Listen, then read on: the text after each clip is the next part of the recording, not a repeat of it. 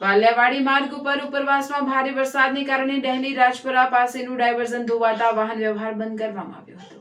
ભરૂચ જિલ્લામાં red alert વચ્ચે ઉપરવાસમાં ભારે વરસાદને પગલે નદીઓ ગાંડીતુર બની છે. ત્યારે વાલિયાવાડી માર્ગ ઉપર ડહેલી ગામ પાસે કીમ નદી પરનું ડાયવર્ઝન ઉપર પાણી ફરી વળતા ધોવાઈ ગયું હતું. જ્યારે આ જ માર્ગ ઉપર રાજપરા ગામ પાસેનું ડાયવર્ઝન પણ ધોવાઈ ગયું હતું.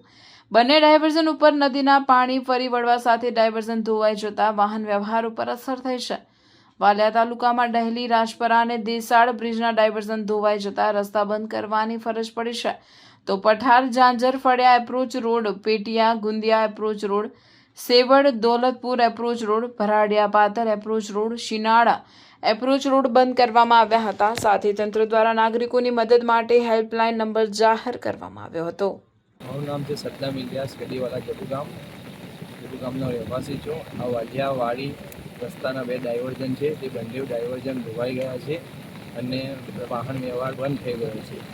તો હવે અમારે એ માટે વાહન વ્યવહાર માટે આખું ફરીને નેત્રંગ બાજુ ફરીને જવું પડે છે. તો પ્રશાસન આનું બી થોડું ધ્યાન આપે એ માટે અમારી કોશિશ છે. કેટલા સમયથી આ ડાયવર્ઝન પર પાણી ફરી વળ્યા છે અને ધોવાઈ ગયા? ડાયવર્ઝન બીજી વાર પાણી ફરી વળ્યું છે અને કેટલા ગામડાઓને મુશ્કેલી પડી રહી છે? ખાસા ગામડા, વાલિયા તાલુકાના ખાસા ગામડાને તકલીફ પડે છે.